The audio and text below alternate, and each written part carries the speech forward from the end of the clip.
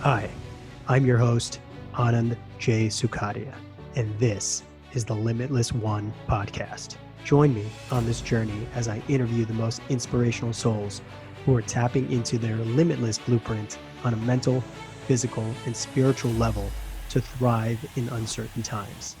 If you feel you are so much more than just this body, just this life, and want to tap into your limitless potential, you're in the right place. Here we go, starseeds.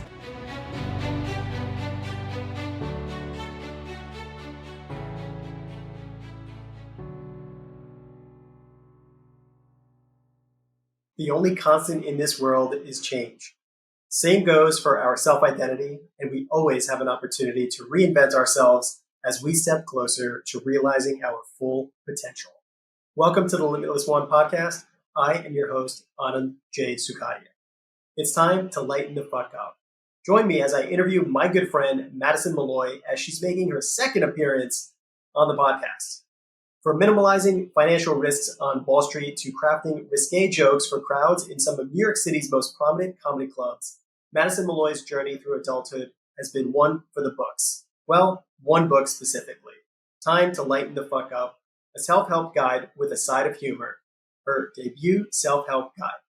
Before becoming a comedian, the host of the Next Madison podcast, producer, and checking off author of her ever-expanding resume, Madison's degree in finance led her from her home in Denver, Colorado, to her stint as a fixed-income sales trader on Wall Street.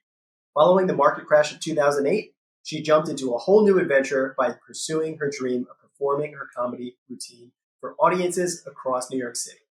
Over the next 12 years, she would write and produce reality TV shows, discover her love of entrepreneurship, and become a proud crypto enthusiast. Motivated to help others overcome negativity, find financial freedom, and boost confidence to cultivate the lives they'll love, Madison's authenticity, humor, and tastefully placed explicitives within Time to Lighten the Fuck Up encourage readers to carve out their own bold paths to self-discovery. Relatable, hysterical, and ready to inspire, Madison is here to remind us all that on the way to leveling up, we need to lighten the fuck up too. Welcome to the Limitless One podcast. Madison Malloy, how are you?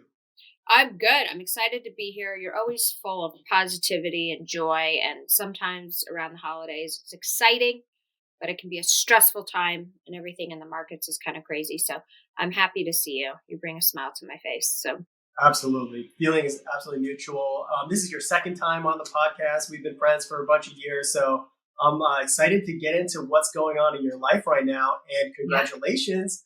I see that you released the book, Time to Lighten the Fuck Up. And I was lucky enough to attend your launch party. And it was a wonderful night. So happy for all your success. Thank you so much. Yep. I got the book, Time to Lighten the Fuck Up. I know I need more people to write reviews. So go on and write reviews. Buy the book and then write reviews. We need more reviews. I've done it already, but yeah, for my audience, absolutely write the review. It's incredible. You can either get it on, was it Amazon digital, right? Or no, it's that hardback just came out too. So on Amazon, you can get the ebook, you can get the paperback, or you can get the hardback, and then Barnes & Noble, you can get the paperback or the hardback. So the hardback's now available, which makes great presents for the holidays. So you read the book? I have been reading sections of it. I haven't read the full thing yet. I should have actually done that before the podcast, but I want to hear about it from your voice. So tell us a little bit about Time to Lighten the Fuck Up. Yeah, so this was, you and I went to college together. We majored in business things, and you and I both kind of had similar journeys in different ways where we decided, we're not going to do the whole corporate thing. I went to Wall Street, and I didn't like it, and I took my shot at a kind of a startup. Lost a bunch of money there, but learned a lot, and then decided life's too short, and I was going to follow my dream. And following your dream, I didn't, do my proper due diligence, realizing how difficult it would be. And somehow I started falling into this very scarcity mindset, depression, anxiety. I was a mess. I was starting to determine my value based on my bank account. And as an artist, I basically was worthless. And I started finding ways to escape my own life. Like I hated it. I would go and see friends, and I would, whatever I could do to get out of the city on the weekends if I wasn't performing. And then I'd be sad on the way back, being like, I hated my own life, and I didn't realize how bad it really was. And then when I was finally able to really kind of get over that through multiple things, which was, obviously getting my thyroid fixed, growing, therapy, positive podcasts, self-help books. But the most important thing was prayer, and that was the most life-changing thing ever. And it's interesting as I'm doing all these kind of press for the book, and I talk about everything that's happened to my life. The biggest changes, the biggest shifts, was when I started praying. And people will be like, you lost me at blah blah blah God. And it's very sad because I'm like, I'm not going away from that, because the problem with our society and why we're so broken is that we've been disconnected from God. And He is the creator and the master of all things. So some people say it's the universe, and that's fine. I'm not here to convert anybody. I don't care. I'm just saying you got to have something bigger than yourself that you believe in. And for me, it was God. I remember praying at night, please, please. I literally couldn't break these chains. Just scarcity mindset, and just, it was awful. The tape recorder in my head was the most depressing thing. It was like, how did I even function? And I would ask God, I'd be like, please take this away. Let me see opportunity. Let me get out of my own way. Let me stop thinking this way. And slowly but surely, and it really wasn't slowly but surely, it was almost like instant in a way. It was gone. And I was like, whoa. And all of a sudden, all these opportunities started coming in. I was able to see clearly. I was able to shift into what I really like to do. I was able to step into my own authentic self versus doing what I thought I should be doing. And when I wasn't escaping my life anymore. I was actually happy for the life I had. I was grateful for everything I had. And then I thought, well, I've got to put this in a book. But somebody who's read a lot of self-help books, I thought they were very boring, and it was hard to totally remember and understand. But being a trained comedian, people tend to remember jokes that hit them in a certain way that struck an emotion. So I thought, well, if I make it funny, if I make it raunchy, I'll create a different type of self-help book in a very saturated market, and people will remember it. And so I use crude references so people can remember it. So when they start to feel overwhelmed or thinking things are so complicated, they can be like, it's just like shaving my asshole.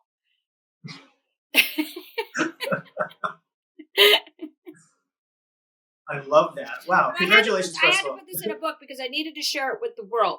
Because the thing is, you don't want to save everything for yourself, because that's a selfish way to live, and the universe doesn't like that. You have to give and receive. So this was my way to help younger generations primarily not get stuck in these cycles that limit their amazing infinite possibilities. Yeah, I love the change in perspective, because I know we've had conversations in the past where you were struggling and going through stuff and just not feeling like, I mean, I saw you when you were like super happy and everything, but then we'd have these long conversations where you felt like you were stuck and you weren't like moving forward in your career.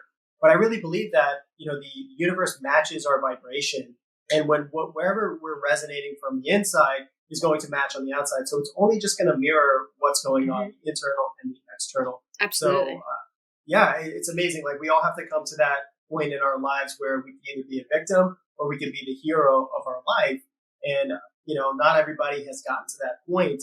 So for people that are still like really struggling from that perspective, like, what was I know you mentioned prayer, but was it like all of a sudden you realized, okay, this epiphany, I need to start praying? Or were you at such a low point that you didn't know what else to do? Or was it more gradual in terms of like kind of shaping or getting yourself out of this hole? So I would tell my parents all the time, pray for me, pray for me. And one day my mom said, why don't you pray for yourself as well? And I said, huh? So I started kind of doing that. And what I realized, so I'm somebody that has read The Secret. I know about the law of attraction. I believe in the law of attraction. I believe in all that, right? But it didn't work for me because for some reason my mind was like, okay, here's your vision board. Here's your future house. Here's what you want. Get in that vibration. Stop talking about what you can't afford and just start saying you can afford it instead of you can't. And then it wouldn't show up soon enough. So I'd go back to a lower vibration, and you have to stay in that vibration that it is, you may not be able to see it, but it's coming because you asked for it. So when I started praying, it clicked. The law of attraction and prayer are exactly the same thing. It's believing in something you can't see, but having the faith that it's going to be given to you. And for me, my brain worked with God. Other people's brains work with the law of attraction. So that is a tip that I try to tell people, because I think, like, obviously the law of attraction doesn't work for many people, or else we'd have a lot more wealthy people in the world, right? So people are getting stuck. But prayer was something that it was like that aha moment where I was like, oh, this is the law of attraction. Just come to life. And it was funny because I would only pray for certain things, right? I would pray for like career stuff, or like after the kind of the anxiety and the pain and insecurity went away, I would pray for like career stuff, and things would pop up, but I wasn't praying all the time. And then I remember when I came back to New York, I said, I'm going to open myself up and I'm finally going to be ready to date, right? And somebody said, have you ever prayed for a man? I'm like, no, never. I didn't want one for a long time. I didn't know, I was focused on my career.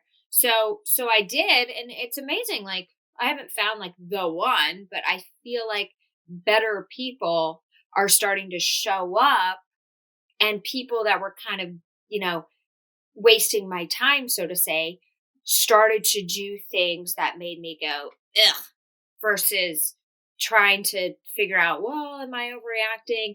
So it was amazing how that kind of started happening. But I like to explain to people, just because you may not be religious, that's fine. You don't have to be. I'm not telling you to be. But if you believe in the universe, it's kind of similar. So we're all the same. We're all connected. Yeah, 100%. And it's one and the same, like you said, God, law of attraction. You could call it so many different things, law of magnetism or whatever, but it's what you focus in on and the feelings behind it. So if those feelings are of a knowing, like, I'm already grateful for this happening in my life. I gave the example a bunch of times on my podcast of how I met my girlfriend. Yeah. So I literally wrote a letter to her before I even met her, and talked about how grateful I am to be in this relationship, described every aspect of the relationship. And boom, I wrote that in December of 2019. I read it every single day, literally to the point of feeling tears of gratitude in that moment. And boom, by April, she came into my life. So that's amazing that you did it every day. Yeah. For like 4 months, essentially. Mm-hmm. That's so because there was no doubt that it was Most people would have given up after 10 days. Mm-hmm. But you were like, nope, you can't control the timing. You just have to keep in it. And I've heard a lot of people have said that. They're like, write a letter or down a list of the traits that you want in a partner. Not so much like tall, dark, and handsome type shit, but like loyal, good, family, close with their family, fun, how you feel around them. They're nice, they're compassionate, they're successful, they're whatever it is. And that will show up. I have had multiple people do it. Of course, I haven't done it, but I will. Yeah. And like you said, so during that time, I was still like dating and learning about people, but I was getting closer and closer with each person as to what I truly wanted.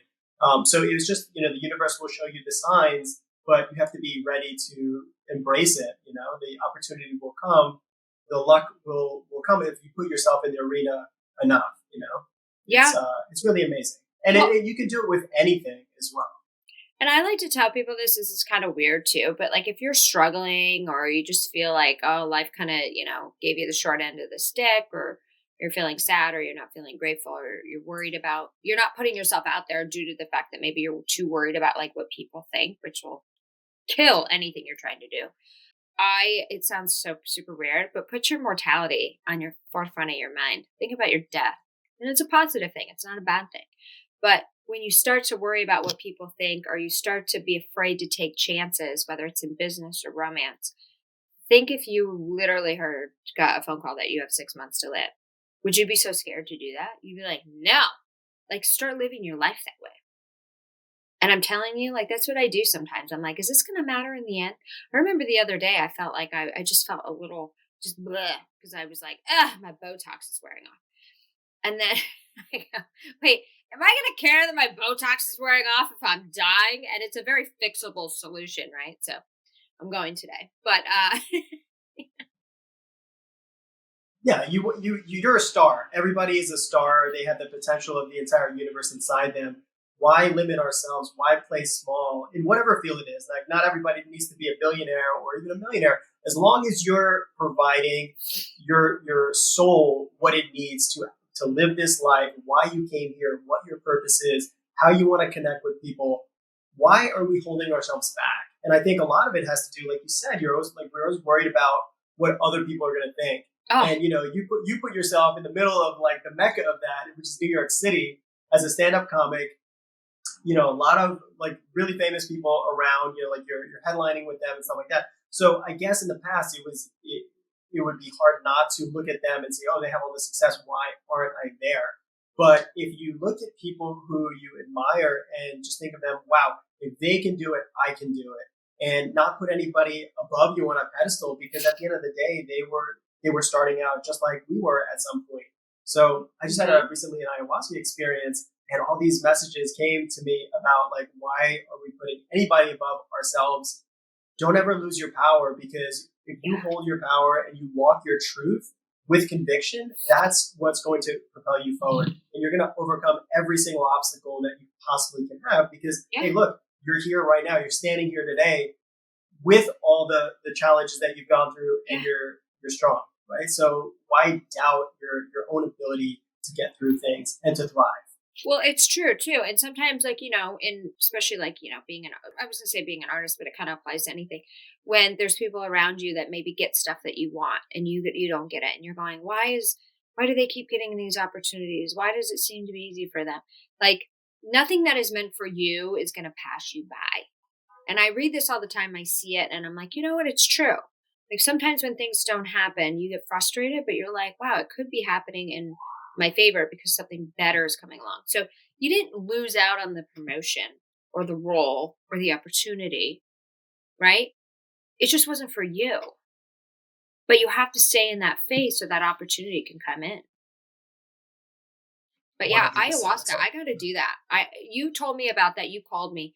God, it must have been what, 8 years ago when you first did yeah, it, something like that. Like 2014. 2014, I think, was when I first And did you're it. like, I had the most amazing spiritual experience, and I was telling my dad about it on the phone. He was like, "Don't mess with drugs that change your mind." I did LSD when I was little. I'm like, well, that explains a lot if that came through the sperm. Not little, but like in college. And then I didn't do it. And then you were like, yeah, you got to cleanse with it. You got to make sure you have a shaman. And then I thought, oh my god, like I don't like to do anything where I lose control, to where I'm like, what if like I do ayahuasca and then I punch the shaman in the face? Like I would never do that. But like if you're not in control, like, and they're like, people are like, that would never happen. Like you'll be fine. But then it was like the detox. I'm like, oh gosh, but I have to do it. I need to do it because I'm totally in that like space where it's like if you can kind of see, what did you say? You like saw your like future, like saw your mom, like you knew how you hurt Yeah. her. I remember you So saying that. It was like, whoa. yeah. So I was, at the time when I first did it, I didn't like. I love my mom, and she's great, and she's done so many amazing things for me in my life. But like there was a lot of friction in our communication, and I felt like I wasn't being heard. So I'd always have arguments with her, like anytime I'd be around her, because my vision of her, my perspective was like, oh, she's not going to listen. So that was Yeah. the lens that I saw her as. So I couldn't be in the room with her for more than 10 minutes without getting upset or getting triggered. Yeah. So during this ayahuasca experience, I was able to see her growing up and all the challenges that she had to, go through. She lost her dad at the age of 17. He died in her arms. So she had to take on a very like looking at the path that she needed to go on and be very determined about it, and not really have the time or the ability to open up emotionally or be that tender or anything like that. So, growing up, I felt like I wasn't loved the way that I wanted to be loved. But I was able to see her from that childhood grow up. And then also the fact that she gave birth to me. And, I should be so grateful to have this opportunity to express my soul's vision and she supported me on so many levels. So it changed the perspective about it like that. And when you look at people from a different perspective, if you look at them in a negative way, they're always going to be that way. They're not going to disappoint you because it's you who are generating those feelings towards them. But when you change that perspective, the whole thing changes, and then they start acting differently. They'll actually give you what you want when you just give a vibration of love towards them. So yeah, that was That's my experience. that's very well said. But that I'm just mind blown because I haven't done it. That you like were able to see like her past, like visually, or feel Yeah, it. yeah. Like that's Feel it, crazy. see it, yeah, all of the above. So does everybody have this type of experience when they do it? Everybody's experience is totally different. So I want to put that disclaimer out there. Not everybody has visuals. It was my experience, and I was lucky enough to have that to give me like a higher elevated sense of perspective. But there's so many different ways in which we can get there. Like for you, you had to do so much introspection in your life from Mhm. where you were and where you knew you wanted to be, or what your purpose is, right? So tell us about, like, yeah, like sitting in that darkness. How did you keep yourself from like going into really bad, like ruts, and also putting yourself in bad situations? How did you stay positive? Because did you always know that there's something great for me out there, I just need to stay with it? Or how did you see it when you were in your darkest moments? Ugh, sometimes I look back and I go, I don't know how I got through. I don't. I remember I was, chain smoking cigarettes at the time, and I felt like I would run to the cigarettes. It was almost like a pacifier for me. But it wasn't solving anything. It was actually making it worse because of what it does to your body. Um, but I would stay very, very busy. I would always try to be busy. I didn't allow myself to have too much downtime to kind of get through it. But there was also a lot of joy. I was still like a positive person. So I could kind of see like, okay, this is temporary. Keep going. You're going to get through this. And also like, being faith based, like, suicide just wasn't an option. Um, I didn't want to do that obviously to my family and friends. And I knew I had to fight, and that, but it was hard because people look at you on the outside and they think your life's perfect and everything's easy and you don't have any struggles, right? Like I have a face that looks like I have a bank account, you know, of hundreds of millions of dollars. And here I was like working jobs that were so below my skill level just so I could focus on trying to be famous. Like I don't know what I was chasing. I don't care about the fame anymore. I think it's because I've kind of stepped into my power. What I care about is delivering a message that's going to impact people in a positive way. Whether that comes with fame or not, it doesn't matter because the money will come because I'm truly stepped into my purpose and my power. Like, that's the most important thing. So, I think when people are like, oh, I just want to be famous, whether it's in business or arts or whatever it is, um, fame is a very dangerous thing because you'll hear celebrities say, oh, it's an illusion, right? You get certain benefits, but really it's more of a trap. So I always try to tell people, like, once you really step into who you are and your purpose, the outside noise starts to go away. So everything I do is funny. Like everything I look back at, the scripts I wrote, the shows I created, the book, the new book is all has the same message that was deep inside of me, but I just didn't. It wasn't so noticeable, which was how to inspire people to live a better life. Now, if I came out with that mission statement 8 years ago, people would have been like, "What do you want to be broke?" The fuck, But it wasn't that. It was like through these stories, through this entertainment, I was trying to improve people's lives. And once I was like, "That's my mission. That's my purpose," I'm stepping into that, whether it's in self help or fiction or nonfiction. With everything I create and everything I do, how can I tell a story that's going to educate people or inspire people or make their life better?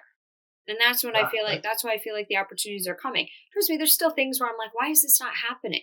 I always say to people like, picture your life, you're on a kayak, right? Like you get on a kayak, you're sitting in a kayak or a canoe, whatever. But I like to say kayak because it's like a river. And then you get on, and then you can't resist the natural flow of life, or else you'll fall off and you'll probably drown and you'll be gone. But if you just go with the flow, let certain things come, let it go, you're gonna have a much easier life and be able to find out what you really enjoy. So I feel like you can't really find out what you enjoy if you're bogged down by depression and what if and thoughts of others. And I used to have this thing where I was like, I cared more what people thought. um Certain things that we won't bring up on this podcast, but where I just felt silenced in certain beliefs I might have had.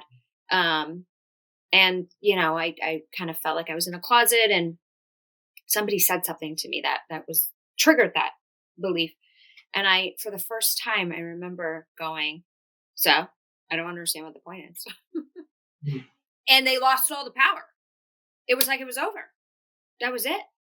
So sometimes what we fear is actually worse than what it is. I feel like I'm rambling now. No, totally agree. There's so many things to unpack there. First of all, if you were to make it really successful the traditional way in Hollywood, in celebrity life or whatever, then you would have lost your autonomy, right? According to like so many people out there say that you don't have the ability to speak out for yourself. You have to follow a program. You have to follow a script, right? So if you had that success early on, then we wouldn't be sitting here today, and you wouldn't be living your mission, right? Your mission is basically it's the big sail that you have, and the bigger your mission is, the more of like wind you can capture and propel you towards your future. Like I love that analogy you gave about the kayaking. Actually, it's so funny while you're talking about it, I was thinking about surfing and how surfers go out into out at sea and they wait for the perfect wave, right? But if we're not following the right wave for us, we'll take waves and we'll kind of crash, or we won't get to the destination of our choice. But if we're waiting for that perfect wave and we time it right and we sail that, there's no better feeling than living life on your own terms. And obviously, I can see that you're doing it now. Everything you do is just radiating at a different level, at a different energy, and the types of people that you want to work with are being attracted to you. Oh yeah. I mean, it's crazy. It's a good thing. But just yesterday, I was getting ready for some meetings, and I started to feel blue. Started to feel down, right? And I tell people this. I'm like, just because you feel like you've really stepped into your purpose and you write a self-help book that's helping people, you're still a human being. And so you're going to feel joy, and you're going to feel sorrow, and you're going to feel down. And then the difference is, I now have the tools and tricks to identify what it is and not sit in it. So when I started to feel a little depressed, I said, it wasn't, oh, woe is me, the old me. It was, okay. I immediately pulled up my phone calendar, and I go, all right, when's my period coming? First thought. Second thing I did was, have I been taking all my vitamins? Am I eating a healthy diet? Because I know this isn't me. Your body kind of runs. And then it hit me, and I go, it's been about 6 months. I think when I get back to Colorado, I need to go have my hormones checked. It's probably, I suffer from low testosterone. So it's probably dropping a little bit. And I think it's just, I've been on such a high of nonstop, and all of a sudden I have just a little bit of downtime. But I didn't stay in it. I immediately identified it. And then I went and called the doctor, set up an appointment. And then I made sure I put my vitamins where I wouldn't miss them. And then I got the F out of the house, because I knew, like, fresh air, seeing people, and then it was gone. It's no big deal. So those are the tips and tricks that you have to get into. We all feel sad, but how can you experience true joy if you don't know sadness, right? So it's not 100%. a bad thing. Sometimes it's just your body waking you up to be like, hey, check engine lights on. Something's going on here.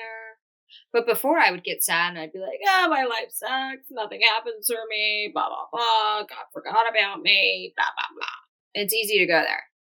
But you don't want to be a victim, because you're truly not a victim.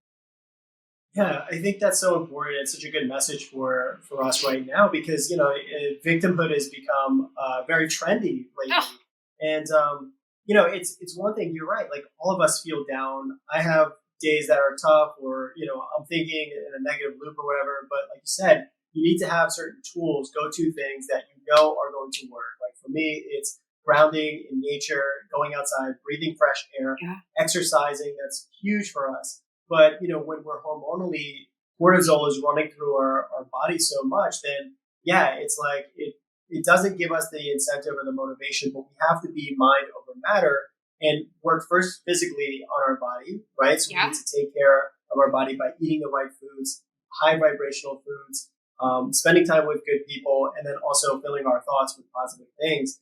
When we're in victim mentality and we choose to stay there, then you have no concept of what it is to be in ecstasy or to be in bliss. So that's what, like, we live in this range of in the world, but so many people are just living in a very low frequency. If they were to step out and say, okay, what, instead of complaining, instead of being a victim, instead of thinking somebody else is the problem here, why can't I go and find what makes me happy, and then find the extreme other end of the spectrum? Once you experience happiness, then you're not going to see like the world as your enemy or everybody else is the problem. You're going to think that, oh wow, I can generate my own happiness. So I think it's really important for people to, when they're stuck in those things, do whatever you can to at least experience a little taste of that other side, because once you're there, you're not going to go back to remaining in a rut. Well, exactly, and I know you're a big Tony Robbins guy. You've been to his seminars, and he's wonderful. I still need to go to one of his things, but um, one of the things that he said that I think I'd like to bring it up as much as I can because it's so important, and I feel like it also makes life just simple when you operate on a belief system, because I think it's 100% true, that life is happening for you, not to you, it changes everything.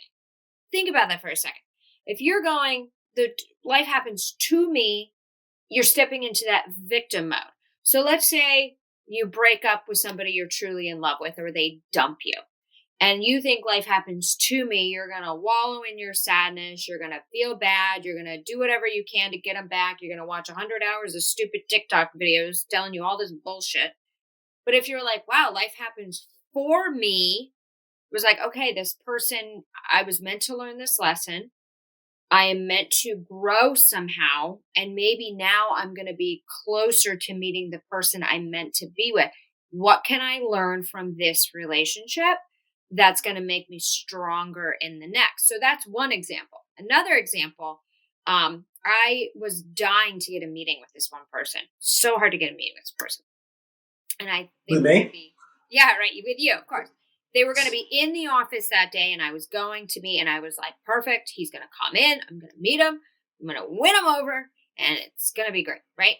And that so I get notified from his friend, hey, he's going to the office. I'm like, yes, perfect. Let him know. And then I get an email from his team going, hey, we got an event at the office. We're going to have to cancel all in-person meetings. And I'm like, son of a bitch. Like, this sucks. But then I go, nah, life happens for me. Because also that day I wasn't feeling as energetic as I normally would. I felt a little clouded. And so I probably wouldn't have had like the best first impression. So needless to say, I haven't met him yet, but I keep getting closer to people that know him even better. So won't say the guy's name, but I was at a meeting with one of his best friends, and the book was sitting in front, and he took a picture and he sent it to the guy with my website. So it's amazing when you go, yep, life is happening for me, not to me. I just had a guy, yeah, I'm telling you, I'll bring this up. I just had a guy as I'm starting to date again. I forget that there's mean people in the world.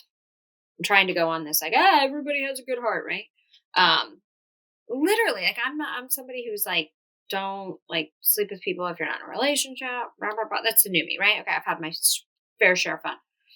And this person told me exactly what I wanted to hear to get exactly what they wanted, and then essentially sent something like kind of rude.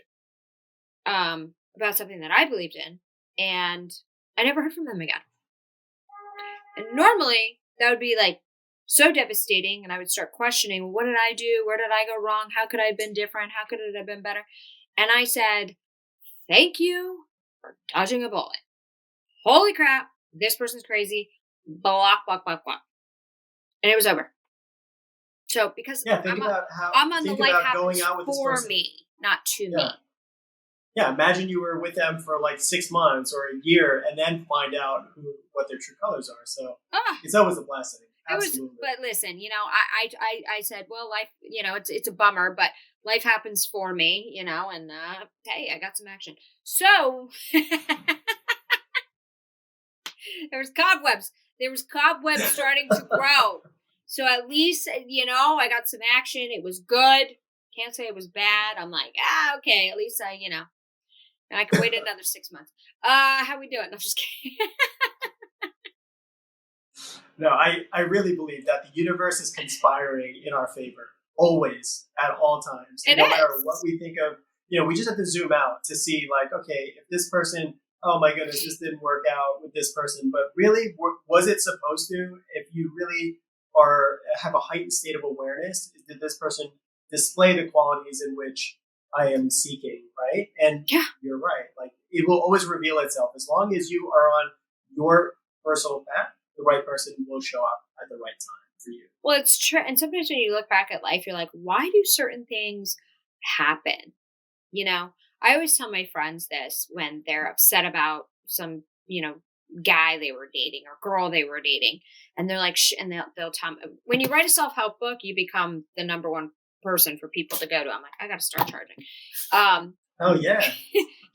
Anyways, Set up that Venmo. they'll say to me, should I write this? What am I overthinking?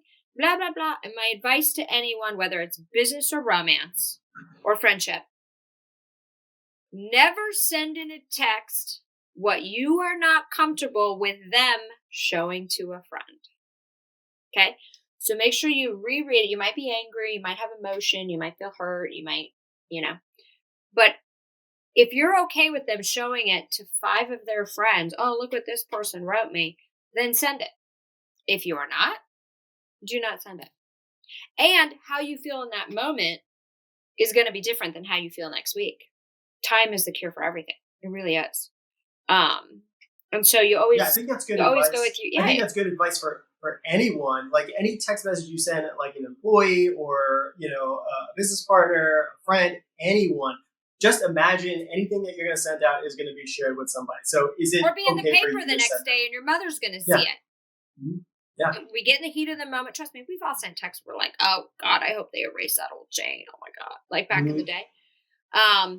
But you just don't know. But I always think that like, no matter how hurt you are, you may feel good in the moment if you are, mean or say explicit about them, blah, blah, blah.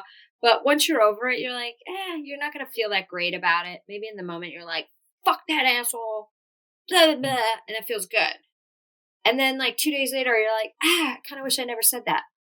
Like that didn't do me any good. It just gave me a quick high. And now I'm like, it's kind of who I am. And I don't really care anymore. And somehow subconsciously, I've always kind of been wired that way a lot, which is good. Cause I don't have a bad reputation, but like, that's how, you knew me when I got my heart shattered like 6 years ago. Shattered. I mean, I was like, this was the love of my life, like, blah, blah, blah, like, best thing that ever happened to me because I grew so much. But I never said anything mean to him, even though I was like so hurt, so just like, he couldn't even give me like closure I needed.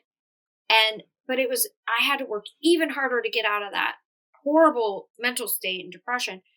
But I did, and I grew, and it was the biggest growth spurt ever. But because I was never resorted to being mean, because it wasn't who I was, that person and I are still friends. Legit friends. Amazing. Goes out of his way to like come say hi, my book, listens to my podcast. Like now it's done. Like, but we're friends. So I was like, this is great. Had I reacted and been like, fuck you, you're a horrible person, we wouldn't be friends, Yeah, So forgiveness is so big. It's more for us than it is for the other person. it always And is. the It always yeah, is. And that's why when I got that thing that happened to me with that guy and he sent me like, I'll tell you what he told me offline. You'll laugh. It's very funny. You will laugh very hard. I wrote back, I responded in a way that he might have found cuckoo, but I knew if he shared it to multiple people, they would be like, wow, what a nice person. Like, yeah, you were wrong. She was right. But I basically was just saying, like, just, you can't, just because you may not agree with somebody doesn't mean you have to wish harm upon them. That's what's causing this hatred in this very difficult world. What you should do instead when you can't stand somebody, you should pray for them. And when you pray for them or you compliment them before you insult them, the insult loses the power. yeah, you disarm them 100%. Because They don't know how to react. yeah, so that basically that's like what I wrote to what he said. And I'm sure in that moment he was probably like, fucking blah blah, like you and your life is great, rainbows and but I'm happy I sent that, and I'm like, I hope he showed everybody that text. He didn't because I put him in his place, shamed him in a good way. But yeah, that's another message too. Is it's another piece of advice I've been telling people too. It's easy to be like, I can't stand this person, blah, especially with like the divisiveness in politics. So what you do is before you insult somebody, you compliment them. You give them 2 or 3 compliments. I swear, if somebody that works at The View is listening to this, please book me on The View. Madison, they need to have you as a full time. Not full time. I don't want that much negative energy around me. But I feel like they should bring me on for a segment. I could flip these women around. They'd all be happier. The show would be better. The audit, their viewership would be more positive. The world would have. Here's the thing. It's just nonstop hatred. And it's like, who watches this fucking crap, right? Yeah. Why do I think it's intentional, though. It is intentional because it's clickbait. They do it to rile people's up emotions. But here's the thing. I want to go on The View. And I want to be like, listen, we're going to have a rule just on this episode. Before you insult anybody, you have to say 2 nice things about them. They can be as simple as great suit, nice hair, nice voice, whatever it is. You have to say something nice. 2 to 3 things that are nice about the person. And then you can say whatever you want. I guarantee you the whole thing would change. The whole thing. I just wrote that down. That's great advice. It's great advice, right? Trust me. Yeah. I have said compliments about people that I never thought I would, but all of a sudden the need to insult them just went away. Mm-hmm. It's gone. Because when you're mean to people, like The View people, when you're mean, they must go home so miserable. I mean, I don't watch that shit because I have like a job, but when I do see like clips of it, it's just like, whoa, like what is happening here? This is just such a hate-filled thing. But the devil's here. I'm not saying he's on The View, but some might disagree with that. I know, exactly, right? But I'm like, but people like to tune into this drama, which is why reality television, and I create reality television, is so popular because you get that drama. But we don't always need that drama, but fear obviously sells, which is why people keep clicking into the news. Actually, on my book tour, where I've been in New York, I am a great place in a fantastic neighborhood. I got so lucky. However, there's no television like in my room, and I'm always running around, and there's not like a traditional, like there's a big living room, but instead of a TV, there's like a grand piano. And it's like beautiful, but I don't have the ability to really like watch the news or turn on the news. And I've never felt, I'll go to like business news to get all that stuff that I need, but I've never felt more like happy. Yeah, it's a vampiric energy. Yeah. It's designed to. I'm gonna recommend a book for you too after we get off. Yeah. Talks about the pendulum and how this energy needs both sides. So like it needs the division because it can swing harder and harder, and it's constantly feeding this energy to get this thing in motion. And this Ah, entity on its own keeps growing and growing and growing on its own. It's its own life force. But everybody who feeds into it, like any debates that we have about, like say the jab or like people's rights or abortion or whatever it is, you need both sides to get so fueled in their anger and their hatred in order to create this. What if we just step off these pendulums and realize, oh wow, like everybody's just looking to be happy and looking to live a good life in the way that they think they should, right? But understanding and respecting the fact that other people might disagree with you on something, but not hating somebody for the ability to just express their own yeah. free will. So when we step off, and this is a lot of the problem with politics, it's like the WWE. It's both sides creating, and you think like in the world of limitless possibility, there's only two sides to every fucking argument. Why does that make any sense on the planet? If you have a business and you have one decision to make, uh, it's never binary. There's always many options that you can choose. Right. But yet the same parties, they're getting further and further divided. But at the end of the day, they all go to the same parties afterwards. They all like shake each other's hand when the cameras turn off. So it's literally just a show to absorb our Theatrics. energy. Yeah. And the more that energy we give it, the more power we're giving them and the less power we hold ourselves. So, it's really important to stay autonomous and off Yeah. these pendulums because you don't want to just be a cog in their wheel. Well, exactly. And that's why when I gave that example before, when somebody said something to me, they're like, "Oh, well, you're so great, but but the problem with her, she's like blah blah blah." And instead of Mhm. like being, feeling like, "Oh, something's wrong with me," I'm like, "Yeah." And your point is, and I owned it. And all of a sudden, it just went away. Had I fought back and be like, "That's not true. I don't know what you're talking about," I fed the energy. But instead, I was like, "Yeah, so." It's amazing when you own shit, how like everything loses what it was supposed to do. You're like, okay, greatest way to win an argument, you'll win every time. And they're like, they start arguing with you, be like, yeah, I agree, makes sense. Thanks for bringing it up, even though you may not agree. You win in the energy field.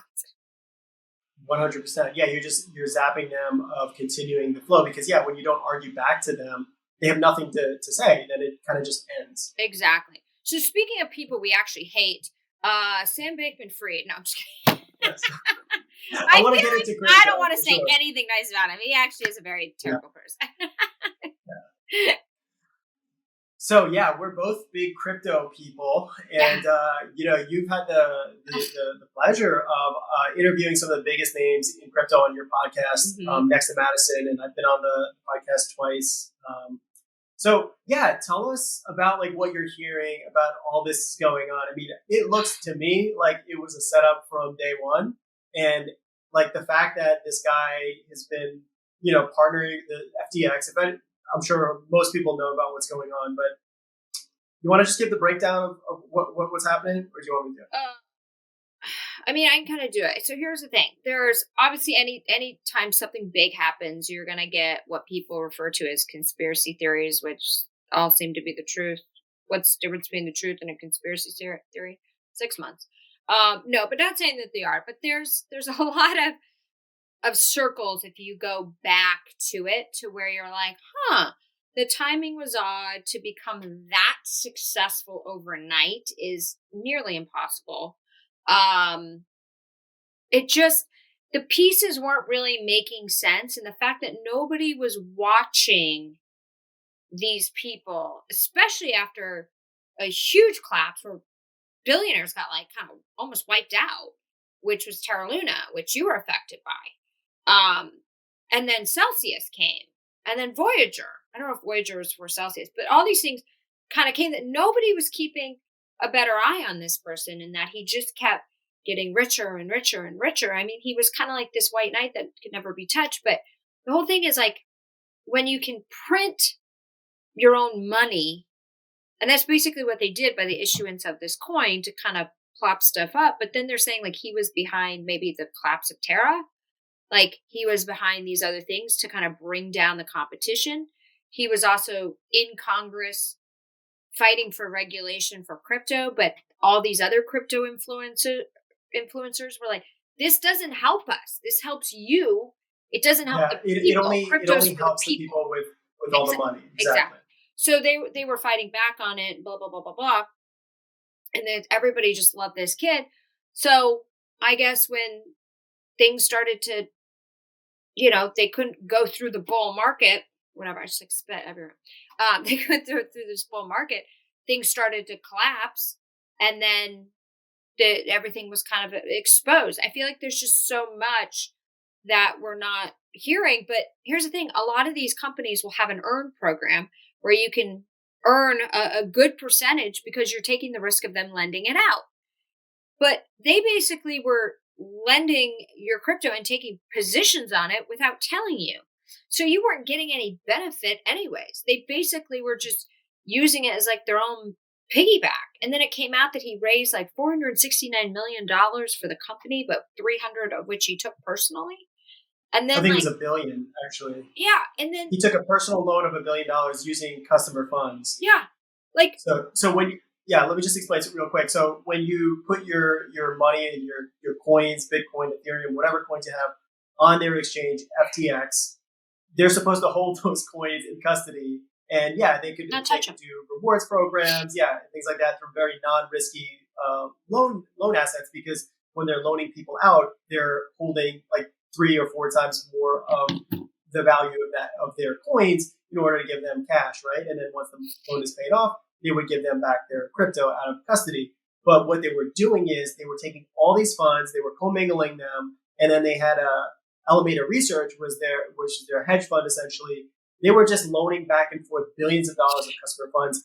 When the liquidator came in because they declared bankruptcy, he said there's no track record of anyone's money and how it was being held separately. Everything was essentially all together. There was no records of individual people who had coins on there, what they actually had. And it's so crazy because the FTX platform is like partnered with so many different organizations. The World Economic Forum, they were their go-to crypto people. He was giving speech at the Wall Street Journal, New York Times. They were partnered with Ukraine. So all that money that was sent by our government over there, Ukraine was depositing in FTX. So there's just so many weird things. They donated $40 million in this last cycle to the Democratic Party, some Republicans as well. So it just like shows you like all these people are working together. And then the craziest part about it is at the very end, once they declared bankruptcy, there was a hack, and all this money all of a sudden just disappeared off the exchange, all this liquid cash, and then all their data got deleted, right? So how is this all happening all at once? So like there's so much money laundering going on here. Sam Bankman-Fried was shown to like pay himself $1 billion in a personal loan. What is he doing with that money, right? So there's got to be. He's not going to be doing much considering he's looking at a life sentence. Yeah, but let's see if he takes the fall for it, because there's quite a few people involved, probably people we don't even know about. The head legal counsel was also behind that poker scandal where they were years ago, and same exact thing happened. There was a failsafe in the system where all the money was basically sent off site and it went missing. So it seems more and more like, obviously, call me conspiracy or whatnot, conspiracy theorist. I love conspiracy all these theories, factors, it's not kosher. It does not make any sense unless it was set up like this from the beginning to become a money laundering organization. Totally. Here's the thing too. We may find out exactly what happened, or we may not. There could be some very powerful people that are in bed with this. Was he a fall guy? Did they create this? Did they help create this for a money laundering thing? I mean, there's a million things in rabbit holes you can go down. Yeah, karma's real. But here's the thing about the blockchain.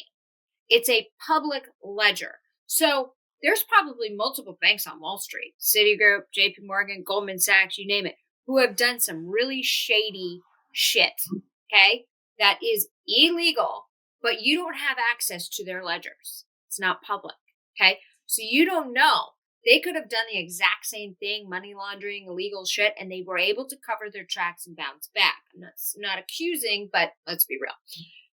And they also have fractional reserve banking. So if they have $100 in deposits, they can loan out thousands. Exactly. And then they loan that 1,000 out, and then they can loan another 1,000 out based on each $100 that they have. Right. So the blockchain is public. So this hack that happened, you can follow it in real time. Like how it's going from one, it's transferring here, then it's transferring there, and then it's going to this wallet, and then like Ethereum, they're thinking it's gonna like totally dump, which is fine by me because I gotta pick up some because I was a little bit affected. So I'm like dump, like dump it, right? I'm like, should I put up like a buy limit order on like 600? I'm thinking, because they're gonna dump all this ETH, and they became the second largest holder of ETH because they hacked the system. Now people are like, is it Sam? Is it Caroline? Whatever, Harry, I call her Harry Potter now. She looks like Harry Potter. Who are these people? These people look like goblins, by the way. They do. Okay, so the next time somebody looks like they dress up as Harry Potter and fuck their friends, I'm going to be like, yeah, hard pass. I'm out. Before you've been like, oh, well, they're nerds. They know what they're doing. Hard fucking pass. And I'm like, how did nobody see this coming? I'm like, no, if you look like you dress up like an animal to have sex with people, I'm out. I'm out. Yeah, and the weirdest part about it is my money. The weirdest part about it is these really large funds like Sequoia and all this, like, how did they not do any due diligence, or were they in on the scam? Like, who knows what's really the truth? But they didn't have any accounting system whatsoever. Well, and that makes no sense to me.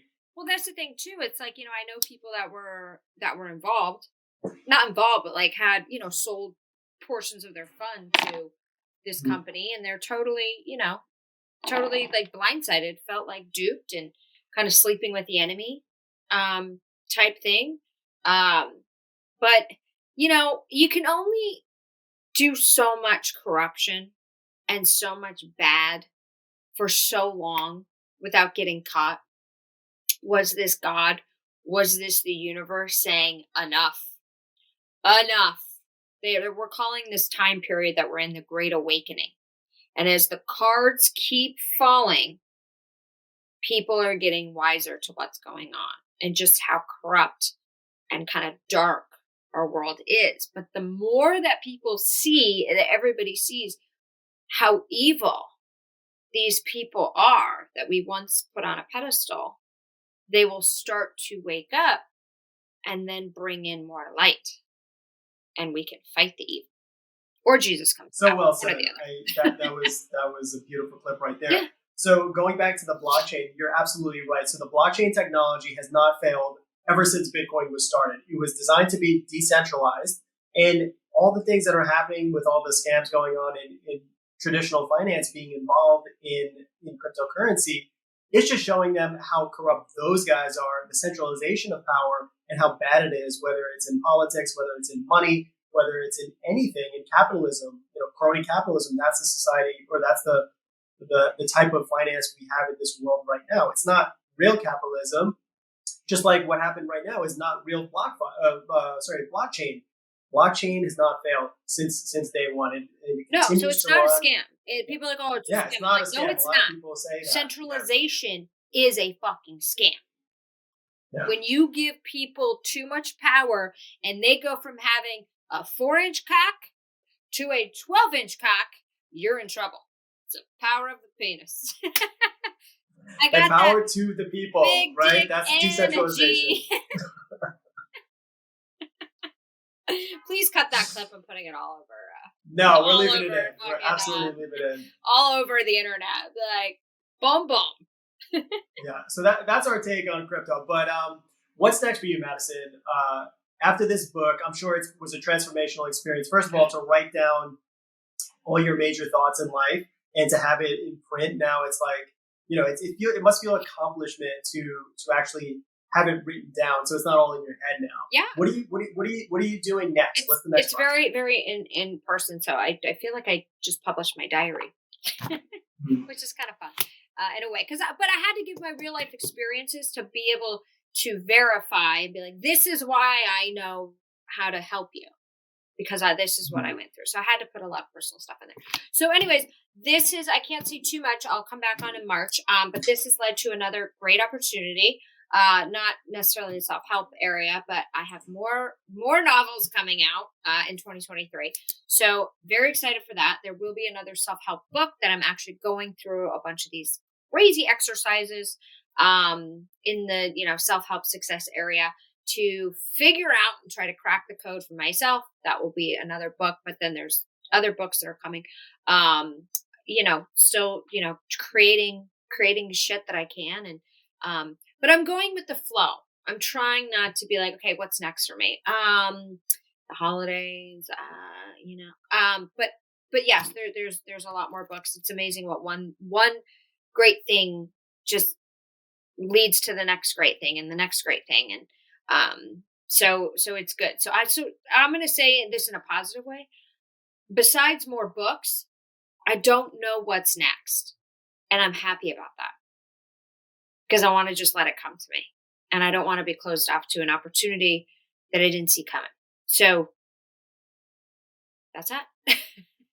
And I love buy it. my You're book such an on inspiration. Amazon or Barnes and Noble. The hardback is now available. I'm so happy about that. Yeah. So how can we find out about you? Do you want to link to your website, Instagram? What's the best place to go? So you can go to my website, madisonmalloy.com. It's got a link to buy the book. I'm eventually be going on a speaking tour, so that information will be there as well. You can follow me on Instagram at Real Madison Malloy. You can follow me on Twitter at Madison Malloy, TikTok at Real Madison Malloy.